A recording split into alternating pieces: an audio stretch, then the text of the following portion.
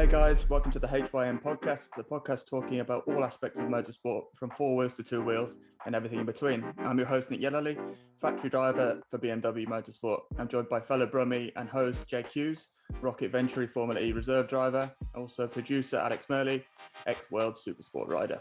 So today's guest practically came straight into cars in Formula Ford before moving on to GP3 with Marussia Manor Racing, before another switch into Porsche Super Cup and sports cars. The highlights being the champion in the Middle Eastern Porsche Carrera Cup Championship and the class win in the Daytona 24-hour race. So to talk about that and just generally chat a load of rubbish with us three, it's Ryan Cullen. How are you, mate? Yeah, all good. How is everyone? Yeah, Living not bad. the dream. I'm in Saudi, so it's absolutely fantastic. Is it dark there? Yeah, I've been in quarantine for about 4 days. I'm losing my mind. Lovely job. How about you then, Ryan? How are you all finding the lockdown life in the UK? Time away from racing and all that? Yeah, I mean, it's not too bad. I moved into my new place and pretty much just did all the home stuff. Pretty much, it's like my first home myself. So just did my gym, kind of just found my feet on like cooking. Like I really got into cooking, to be fair, and training and just all that kind of stuff. And, you know, getting up to date with like all the whole Zoom calling and everything, because I was never really into that. Yeah, it's all a bit weird, isn't it, how it's all gone virtual. It's funny you say about the home gyms and that, because actually I know that myself, you and Jake all train with the same guy. You two still do very often, from what I can see, with Jerry Convey, the beast. He used to absolutely hammer me. I remember when I started, so I'm sure you two have had it. I've literally just finished a training session with him, with the Formula E guys, and I'm absolutely shattered as usual. The lights are off. Yeah. Hiding away up to the beast in. Yeah. Mate, it's funny. The cleaner comes in and gives you all new towels, and then he just ruins them because Jerry gets using all sorts of equipment while she's doing it. Yeah, he's pretty special. I mean, from what I remember, he was obviously special service. Yeah, Marines. If I'm not mistaken. Yeah, Marines, if I remember correctly. So he's a beast. So how are you finding that? Obviously, Jerry's keeping you fit, all ready for the season, and you've got a nice little gym setup I've seen as well. So you're just being able to drill out the frustration doing that, I guess. Yeah, I mean, I haven't worked with Jerry like as long as I don't think like with Jake. Like Jake, you've worked with him longer than me, and I think Nick, you worked with him years ago. Sure.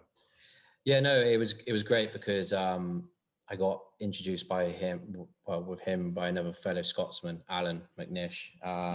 So, I mean, we just hear off. He's already, you know, during COVID, I brought him to Le Mans. Okay. He told me he's never done endurance racing before. So we've kind of built a relationship where he went in like to this whole different thing that he's not done before. Like we were doing this weird light training thing for in the night and waking up and all these different procedures. And he's got a lot of experience. So he helped me do my gym, told me what I needed. And I think the first lockdown, I was probably the fittest I've been, just across the whole board. I probably, you know, I used to do a lot of road cycling, but I still kept that up. I was able to like run, row, do loads of stuff, and just generally felt pretty good. Yeah. Yeah, I bet, because he's a beast. I don't know if you guys have seen, I'm talking to Alex and Jake. He's just got one of the Watt Atom bikes. He just had delivered. Yeah. So I was speaking to Ryan about that the other day, and it's a serious piece of kit. And I guess we met Alex, actually, he was working at a bike shop at the time that me and Jake always go in for coffees when we cycle. And that's how they didn't do about 10 stops per ride. It started out by these two coming in a lot for, you know, on their ride, getting a coffee, enjoying it. And then the cycling like tailed off and the coffee started going up. So it ended up just coming in for coffees these days. But the normal kind of thing. But I think for all of us, you know, the road cycling is just a brilliant way to get the cardio fitness in. So that's why we all enjoy it. I love it. I got hooked on that. Yeah, literally straight away. I think I was talking to you, Nick, actually, when we were in probably like 2017 Carrera Cup. I think I was talking to you about the road cycling and all that. Yeah. That was around the time I started. Like I got a bike and stuff. Yeah. Yeah, because what are you riding now? I think I can remember you got quite a nice one, because we've obviously been fortunate enough to have some nice whips. But what have you got? A Cervelo, is it? Or? Yeah. I got a Cervelo. I got an S3 Cervelo. Nice. I got Di2. And all the jazz. My dad's into cycling, so he just said go down to the shop, and he just said get the same spec as me. I was like, sound. Yeah, that sounds good. I think cycling's quite it's probably the best thing a racing driver can do, really, isn't it? It's always hard to explain to people why you need to train to a certain level in racing. But I always think one of the best ways to explain it is, especially in endurance racing, if you're sitting at like 150 plus heart rate for 2 to 3 hours, you're putting a lot of stress on your heart and your cardiovascular system. Yeah, and it's also like I even find going out on the road bike for an hour or two, it feels like you are like mentally as well, because you're having to concentrate on where you're going and all this sort of stuff. But you can just sit on a gym bike and you just sit there and spin your legs. It's not quite the same. Like you switch off, sort of thing. Yeah. So it's nice you kind of get that involved as well. Then you get to stop for nice coffees and all that, which you can't do in the race car. But I wish. I hadn't really thought of that, though, to be honest, about if you're completely burying yourself, which on some stints, I've been in, say, in Asia or some really hot races, even in the cup cars with a roof, and you are blowing. Norris Ring, I think in 2016 or 17 was like almost 45 degrees outside the car, so inside. And I can remember doing a race. I can't remember if it was 16 or 17, but I got out and I just sat under a hose pipe because I was so done. That's in Carrera in Germany. I was that was at Norris Ring, wasn't it? Yeah, exactly right. That was horrendous. It was horrendous because we had an hour practice, and usually, because I think it was mine and your first year, wasn't it? Yeah. And I think I stayed in the car for the whole hour, and I seen everyone else getting out, and I was like, "What's wrong with them?" But I didn't realize I was soaking in heat in the pits, and I was like, "Jesus, like I'm gonna be screwed after this." Oh, exactly right. So we'll switch it back and get back into racing. I know we love our fitness and everything, but I think the main thing and that everyone wants to listen to is about the racing. So let us know, how did you get started? How did it all come about? And maybe list us off sort of the first couple of years of your involvement in the sport. Yeah, so I did a year of karts when I was I think I've got a kart trophy somewhere, but it says like 2003. But I didn't race like I did like club racing and stuff, and generally it was just me and my dad. We did a year of it.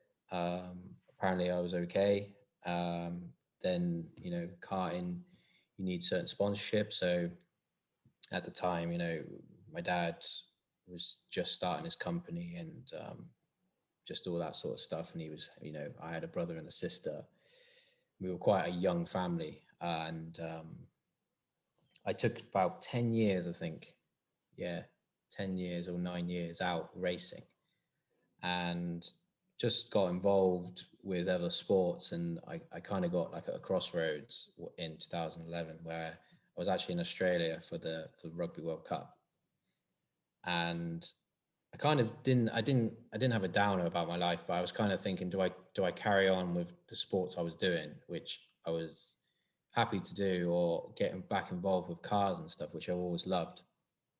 So I contacted a few, websites and stuff, and ended up with a race team, and they said, why don't you do your race license? So I then started speaking about, how does it work and all this sort of stuff, and pretty much went from there. I was in doing my my race license at beginning of 2012, and then entered into Formula Ford. And I did a race in Kent Formula Ford at Alton Park and finished second. Oh, happy days. Yeah, and then I was quite surprised. Yeah, and I was like, well, this is kind of easy, and then found out it wasn't so easy. So I went to the British Championship. What is Formula Ford like to drive? Because I don't know if you've done it, Nick, but I definitely haven't. No, I haven't. So I've only ever experienced aero basically since karting. it's different. It's almost like, the only way I can describe it is you can kind of like just, the car's always on the edge, and it's because it's such a square platform. It's like really easy to just like the car to be moving around all the time. It's almost a bit like driving in the wet in a way. Yeah, that's kind of what I imagine it feeling like. Yeah, it's never really planned to like.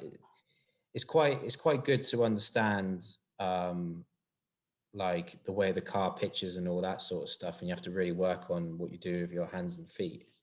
And setup is quite important in Formula Ford. You can definitely find gains through mechanical grip, which I've picked up a bit on, and I brought forward through like my racing career, because a lot, when you go to aero, everything's about aero, and everything's about, you know, how the car is through the high speed, and mechanical grip, I find, doesn't get talked about much. It's not so much in aero formulas. And the more aero you get, the less I find you talk about mechanical grip sometimes. Yeah, definitely.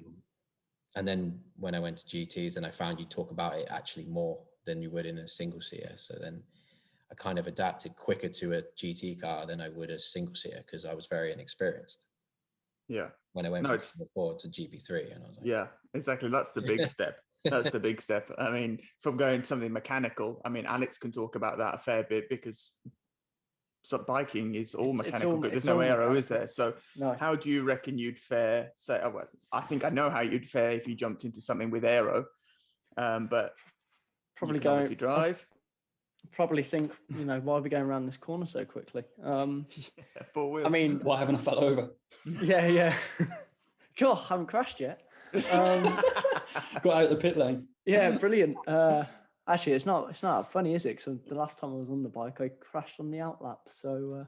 Oh, lovely job. We won't talk about that. I fell off a road bike a few times myself. So.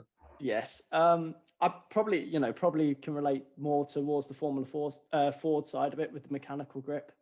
You know, sure. Weight distribution's a massive thing on the bikes. You know, getting the front end set up into a corner, and then getting that transfer of weight through the corner as well to get ready for the exit. So I think, you know, you're seeing it more in the MotoGP bikes. You know, they've got the wings now, which is making, like, you know, huge benefits at places like Mugello. You know, you're going down the home straight there, and I think one of the Ducati boys hit about 355k an hour going towards that crest. And, you know, that, and the downforce those little wings produced just keeps that front wheel on the floor. So when you hit the brakes, it's not that horrible. Oh, the front wheel's actually not on the floor. I'm not slowing down. I've locked the front wheel kind of feeling. So yeah. I mean, we get that quite a lot. We get that quite a lot, I'm sure, from lower downforce even to higher downforce, but it's how you can hit the brakes, how you can go into the corners and carry the speed. So Ryan, when you went from Formula Ford to GP3, I didn't actually realize you did that step. So that was the same as the guy that I was teammates with, Eric, right? Yeah, because I was teammates with him. Yeah, and Eric was a lot more. So Eric done like more driving. I think before Eric did Formula Ford, I think he did like some. He actually came from downforce to Formula Ford. Okay. In a way, but he was only racing in Argentina in like a Formula Renault equivalent, you know. Yeah. But yeah, that's how I knew Eric, and then we lived together. But that's interesting what you say about the bike, because I couldn't imagine like doing that speed and then having no contact on the front wheel. Like, you know, the thing is, we can talk. The Mugello is quite easy to talk about, because you see the MotoGP bikes go hit the crest and just the front wheel comes up slightly. I mean, it was Michele Pirro, the Ducati test rider. You know, you can go onto YouTube and search his crash. Huge shunt. Yeah. Knocked him out, so basically that was a brake knockoff. Yeah, he went over the crest. The front wheels come up ever so slightly, or he's got a tank slapper. And when you get a tank slapper on a bike and the bars are going, what happens is the pads and the pistons in the caliper get pushed back. So when you pull the brake, you pull it to the bar and you pump the pistons back out. So you grab it once and there's nothing there. And if you've ever grabbed a brake on a bicycle and there's nothing there, it's pretty scary. But Imagine doing it at 350k, which is like 200 and was it about two? It's about 210 mile an hour. Yeah, 210, 215, isn't it? It's too fast, basically. Yeah. So he's grabbed a fistful of brake, nothing there, and then he's grabbed it again and put ridiculous amounts of pressure through the front brakes. And locked the front and just gone over the handlebars. Pitched him sideways, and he had a very big shunt, But the technology in leathers, helmet is unbelievable now. So he was all right in the end. But yeah, it's. I mean, the aero side of things is coming into bikes now. You're seeing the production bikes like the new BMW S1000. That's got wings for a homologation. It's got to be good. Special. It's a BMW, mate. It's got to be good. You're not biased at all, are you? So. I think aero kind of like hides a lot of things, doesn't it? Because it kind of becomes about, that's the limiting factor almost when you jump into an aerodynamic heavy car. And when you jump out of it, it's like, or imagine what a Formula Ford is, or a GT car, or Porsche Carrera Cup car. It's about managing pitch and weight transfer a bit more, I guess. So how did you kind of like find that, going from no aero to the, first time ever using aero in GP3? Yeah, I was in my first test, I think was in Barcelona, and like I remember I was, because you don't get much testing in GP3 at the time, so it's like you couldn't really like do a year of testing and then be ready. So I remember the first race in Barcelona, I was up behind someone in the last corner, and I was like, behind that, when no one's in front of you, you can do it flat, or when the tires are right, it's normally okay. Did that up behind someone, and I literally almost went straight into the barrier, and I was like, bloody hell, that means the wings are doing something, because obviously the dirt, but in Formula Ford you could get so close, you could almost just be like literally on the gearbox, like any corner. So that was a really big surprise for me, and then I started learning about brake pressures and all this sort of stuff, and how the car is through the high speed, and instead of using the brake in a high speed corner, you can lift, and it creates similar drag, and you can actually get performance. So just doing a little lift instead of actually fully lifting and braking, it was just all about stuff like that. And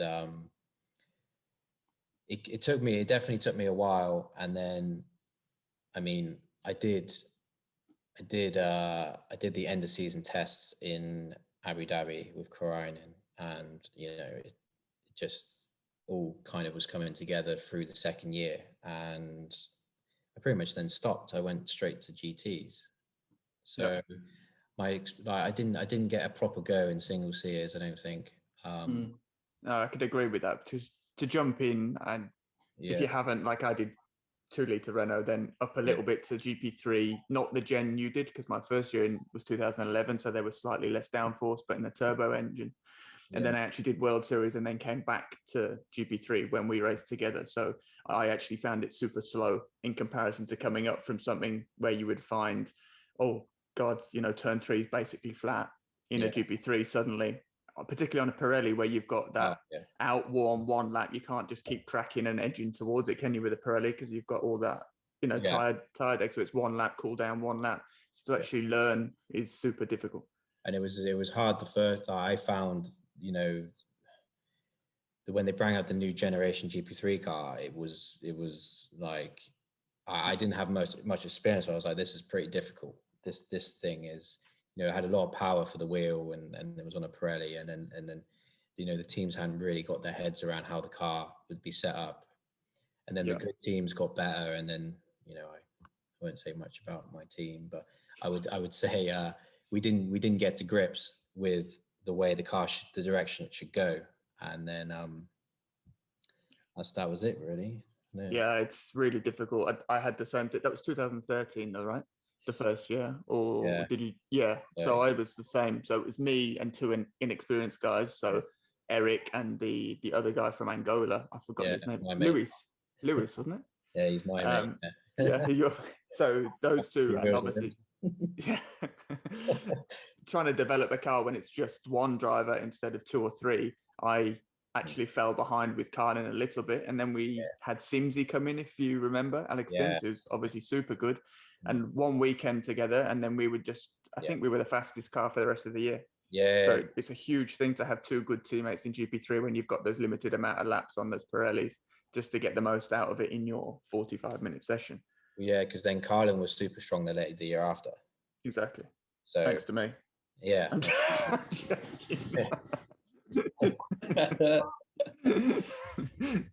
But that's the side of single series, isn't it? And I then took a step out of it, so I never really I enjoyed it. I did enjoy it, but I never really got a shot at it really. So then I went to GTs and it just clicked instantly in a Porsche.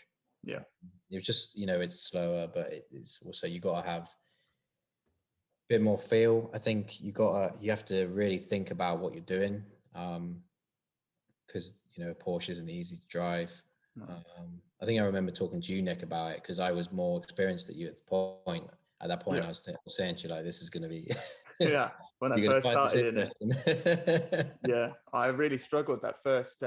You had the long-time pros, the gents, Wolfgang Triller. Yeah. I remember in Oschersleben, I'd done two days testing with a roof over my head, and I knew that they were going to be tough to drive. And he out-qualified me. This old boy that's on, smoking all the time, on the beers every night. And I was like, oh, no, what? You just come back from GP2 and F1 testing and stuff. And then I've been drilled by a almost 50-year-old man that smokes and gets pissed every night. Yeah. Exactly. And I think actually doing Carrera Cup, like you'll find as well, it's the most difficult car, number one, that I've ever driven. 100%. There's no doubt about it to be really quick. Yeah. And number two, it made me better in everything I've ever driven since. Yeah.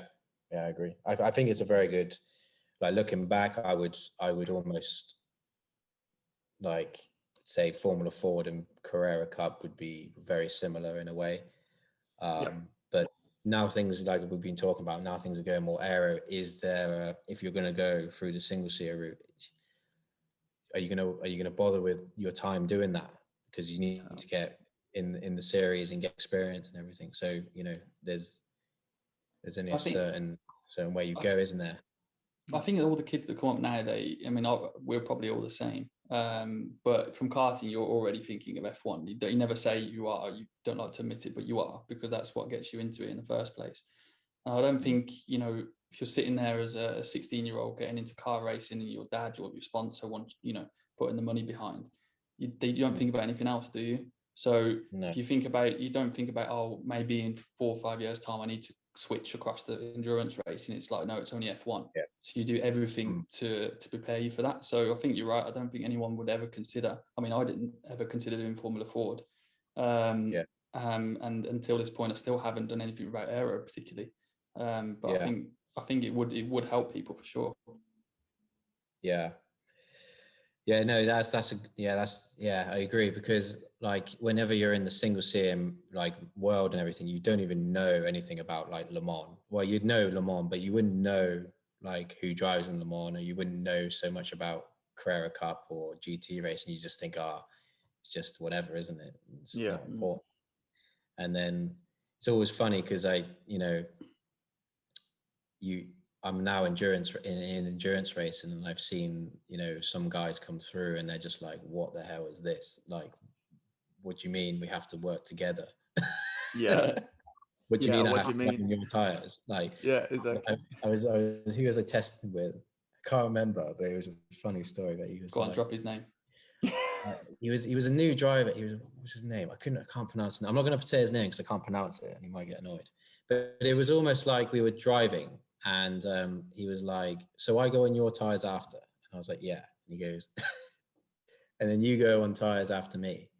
I was like, "Yeah." And he goes, "So we just go slower and slower?" And I was like, "Yeah." Yeah, kind of how it works. And he's like, "I don't understand." And I was like, "Yeah, but we work together, yeah." And he's like, "But we just go slower." And I was like, "Yeah, but." Yeah, the mindset change is massive. You don't have the new tires, do you? You just like, you couldn't understand, like, why do we just keep going slower? And I was like, yeah, but we try and make the car better, mate, because it's, we've got to get an hour and a half out of these tires. He probably never did Pirelli, did he? No. But he just couldn't understand. It was interesting because it's just totally different. Like, you share the car, you share the tires, you share the seat. You have to almost be as one, as a 3 or 2, whatever you want to do. You have to almost become the same driver to get the result. in a way.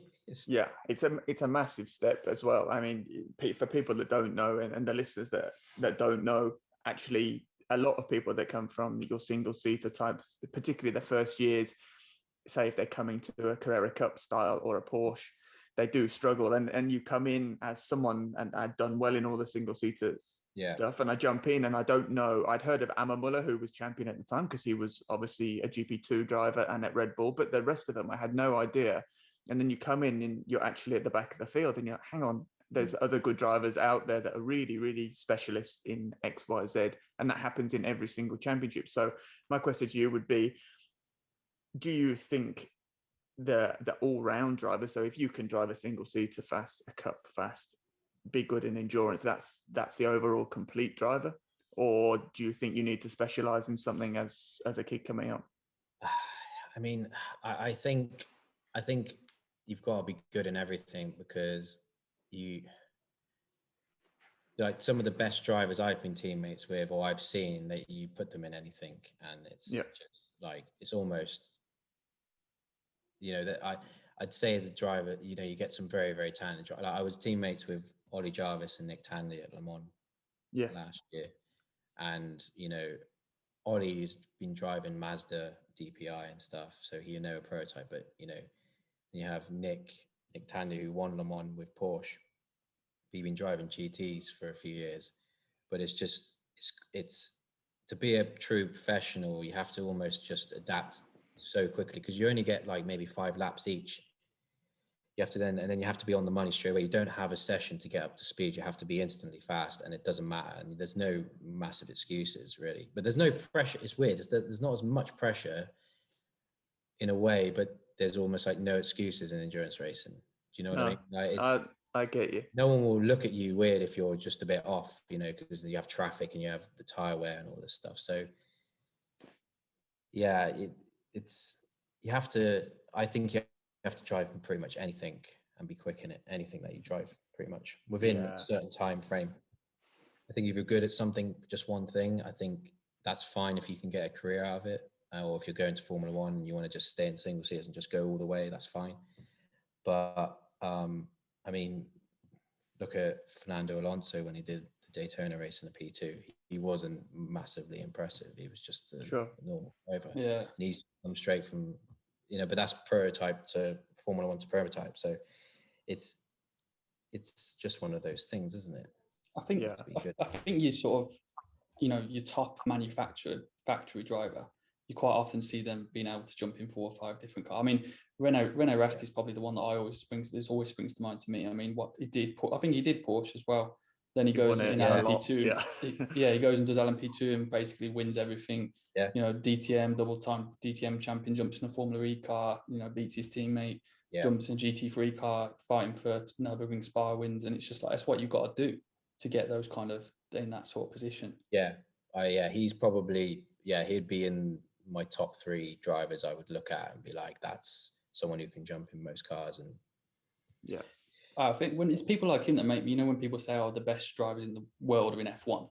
And I completely understand why people would arrive at that conclusion, because it's not, like you said earlier, if people don't know about Le Mans drivers or sports car drivers as much as they know about the guys at the back in F1. So I get that. But Renault Rast is definitely top 20 in the world, I would say. Oh, yeah.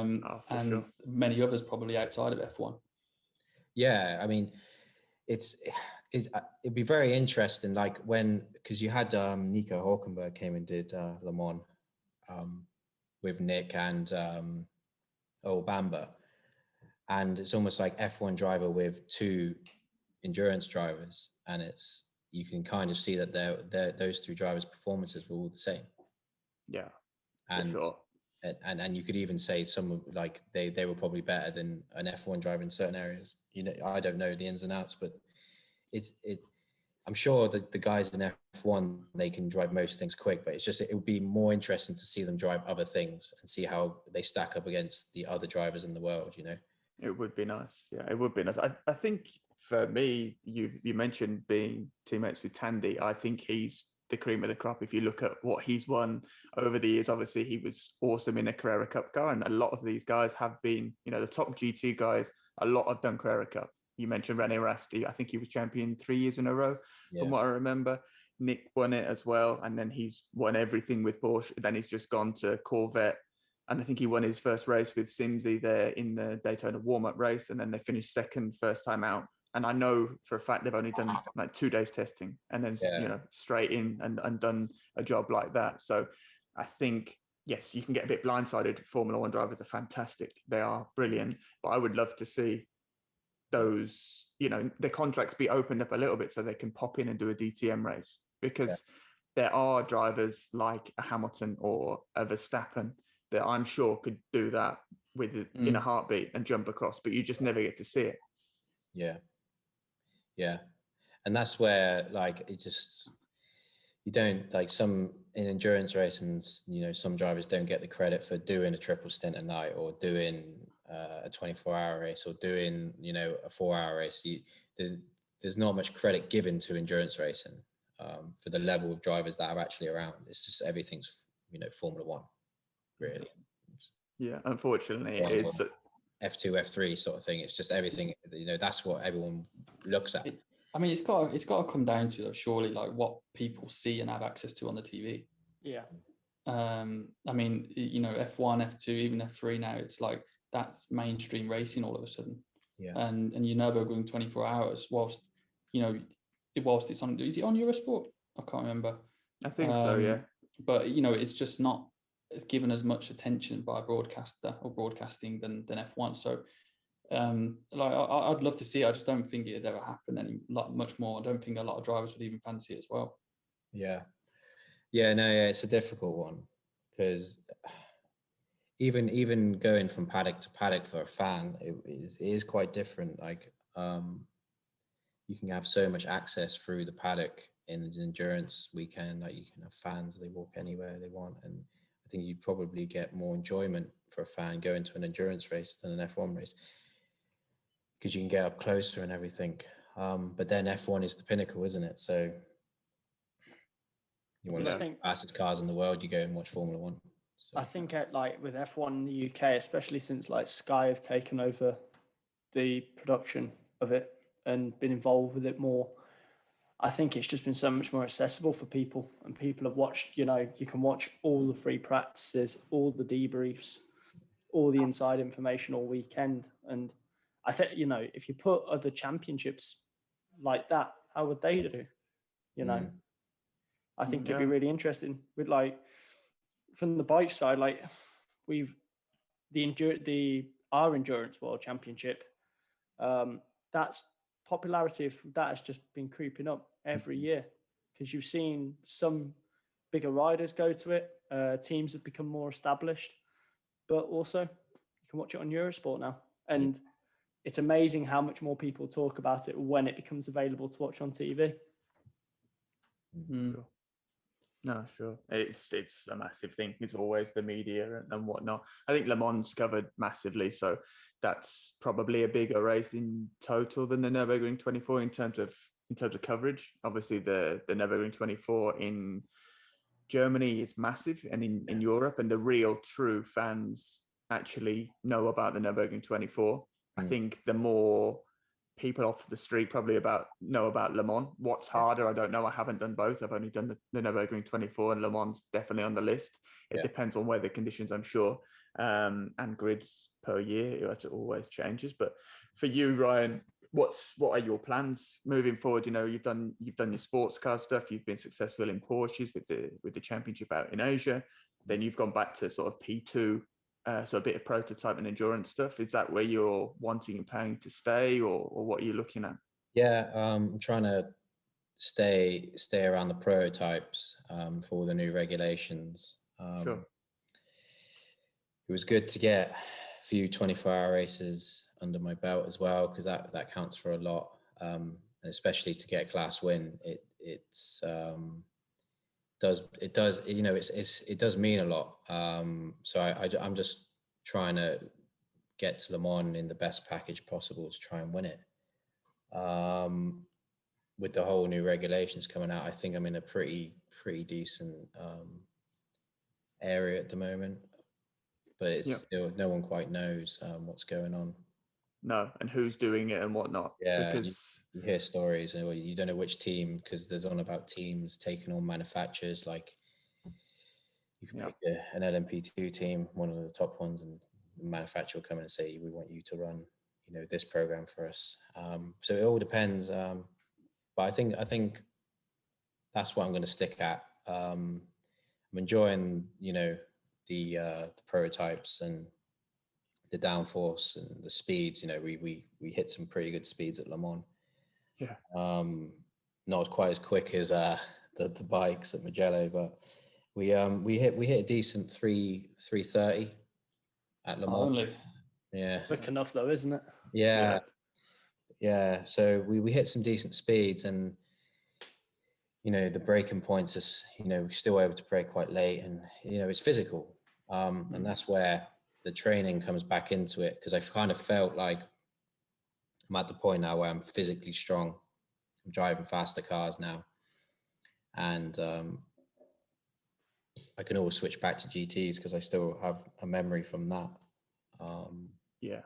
I feel like I can drive most things now pretty good, I'd say, which is what we spoke about. You have to cover most bases and drive as many things as you can and have experience. So if you do get an opportunity in something, then you can jump in and do a good job. And that's what it's about, the opportunity, isn't it? It's about trying to get that opportunity, and then when it comes about taking advantage of it, because so you've had your I would say big breakthrough for me as watching as an outsider was winning class in Daytona, because everyone watches Daytona, because number one, it's January, so anyone that's not there is wanting to watch some racing, so they all watch it. It's a huge star-studded field. You've got guys from F1 like Alonso have gone over. You've got all the boys from IndyCar that come and do it. So it's a massive deal. So did that spark off any good conversations from that? I'm sure it did, but does that help for the future? Yeah, I mean, I won that, and then I went to Europe and went and drove with United Autosports. Good team. We weren't in the best package for the first half of the year. We managed to get a podium in with the Ligier, and then we switched to the Orica at the end of the year, and it was performance was there straight away, and it then just moved on from there. Like last year was a bit difficult because of COVID, and I didn't really finish a championship last year. It was just too up and down. And then I did get the opportunities, because when drivers were tested positive for COVID, I did get a phone call, and I generally did jump in the car and drive down to Spa and jumped in with Jota. Okay, nice. And that created a good relationship. So it's nice, it's nice to be at some people's lists, that if there was ever a problem with any of the drivers in sports cars, they might give me a call. And give you a call, yeah. With that, you said you worked with Alan McNish, who's obviously a superstar in the world of endurance. Are you still working with Alan, or was that like a past kind of deal, or what? With Alan, so I was working with Alan and Anthony, and that's kind of fizzled out a bit. We still keep in contact. But COVID, to be honest, it's all COVID related, because there's only so much you can do, and I mean, even trying to sort out what I'm doing this year, it's being pretty difficult, because it's not just yourself. You're trying to get two other drivers, and the teams are trying to find the right package, and drivers from different countries, and you don't know what's going on there, and you don't know what's going on here, and then you're trying to, I can imagine it's quite hard for teams. Even for teams with manufacturer backing, I'm sure it's pretty difficult to try and figure out, is the race going to be moved, who's available, or committing to actually a program. I'm sure for anyone in anything is super hard, because you've got to commit all the time, the people, the resources. Financially, it's a big risk if you say, here's X hundreds of thousands, and then it gets pulled the plug, or a certain race isn't happening that a sponsor comes from. So I can completely understand that. With the LMDh side of things, for people that don't know, as in who's talking, can you obviously you know a bit about it. Can you explain to us how that's going to change from the current LMP2, which is a prototype, and what kind of teams will be up for doing it? So at the moment you got so LMP2 at the moment is, of course, so from last year LMP2 was a fairly quick car. Like the cars were not slow, and they've slowed them down a bit now for the hypercar. So the hypercar is now in play for this year and next year, which Peugeot have now come into. Toyota are always there. Glickenhaus is a manufacturer. They've entered in for this year. Yeah. Sorry, Peugeot will be next year, but they've put in a hypercar, and then that's going to be on for 2 or 3 years, or they want it to go on for 2 or 3 years, and then it will go LMDh, where you have DPI manufacturers come in. So they're trying to make a top class, almost like GT1. I wasn't around then, but GT1, where you can have cars from America, cars from Europe, cars from wherever join into Le Mans, the big race, and everyone goes for the win. You have 7 or 8 manufacturers all going for it in top class, and LMDh is the category that they've come up with that they can incorporate cars from America. So you have Acura, you have Cadillac, you have, who else is there? You have Mazda. There's other manufacturers, I don't know what BMW are doing. I don't know, you might know, Nick, but Not yet. No, don't know yet. Drop it, Nick. But that could happen. Ferrari could come in, because with DPI in America, the cars almost look like they're road cars. Mm-hmm. So it makes it kind of all right for them to say, yeah, we'll do that. But it's much more viable. Hypercar prototype is signed LMP2. It doesn't look like a car, does it? It's a prototype. So I think they're trying to bring manufacturers in, but I have no clue who's coming in, who's coming out. I think Audi might be in. Yeah. I think it's just it's quite exciting at the moment, isn't it? Because a lot of talk about all these manufacturers that are interested in it, even before they've entered in it yet. But I think for like guys like you and myself, even speaking, Nick probably as well, and a few of the guys that we've had on already have spoke about it as well, that it's kind of just be good to get a bum in a seat, so to speak, stay relevant, stay around, stay at the top, performing, winning races, getting podiums and results, and then 2 or 3 years down the line, like you say, when it's sort of maybe mainstream, you have a chance to jump into something a bit more serious. Yeah, exactly. It's LMP2 this year. This is why another thing is getting a bit difficult for me personally, because there's a lot of interest now into LMP2, purely because of the speed of the car, and it's very close to what LMDh is going to become.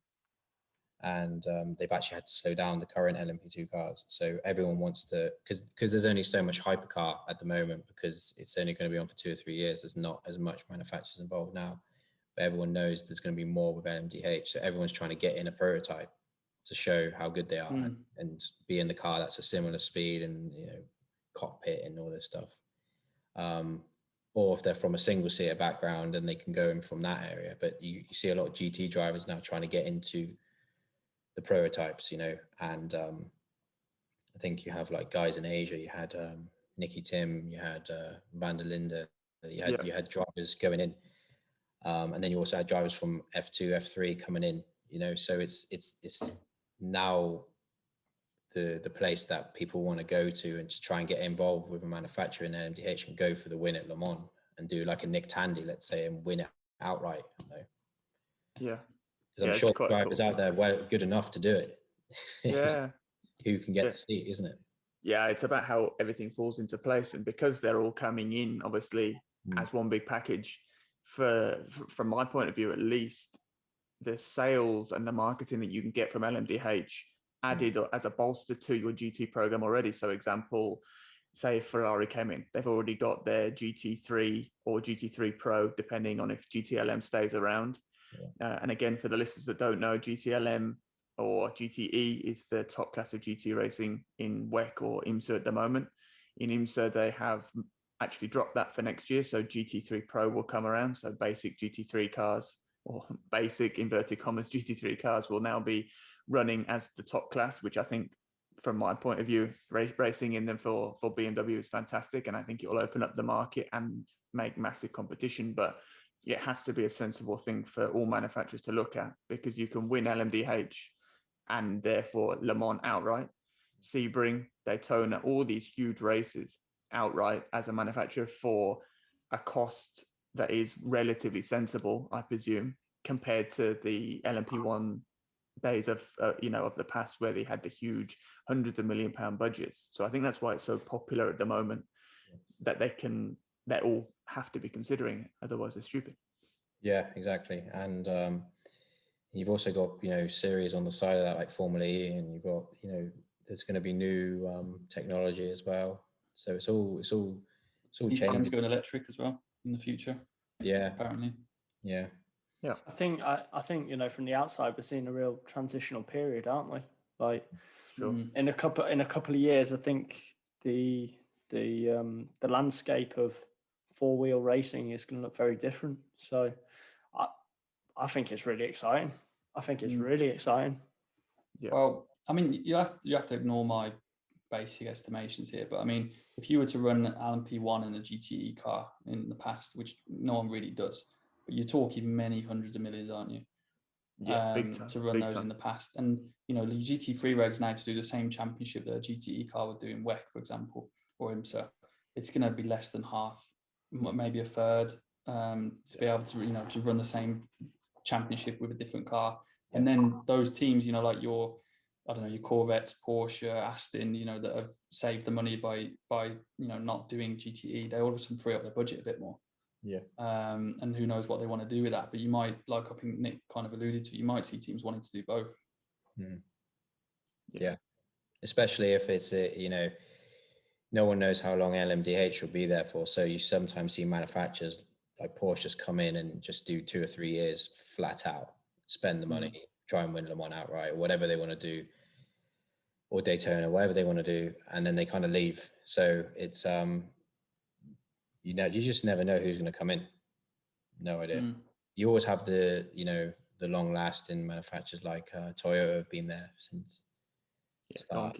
And Porsche and Audi have come in and now everyone went to Formula E.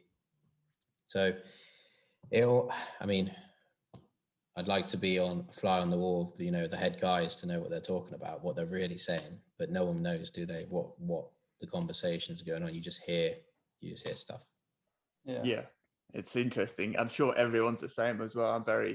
I think over the next 3-4 months, people are going to have to be making decisions in terms of what they're going to do, because you want a testing year with these new regs and making sure everything fits correctly, because you're going to be bolting in to probably an Orica by the looks of it at the moment, with your hybrid engine, and then your body styling of, say, a BMW, a Ferrari, a Porsche, or whatever.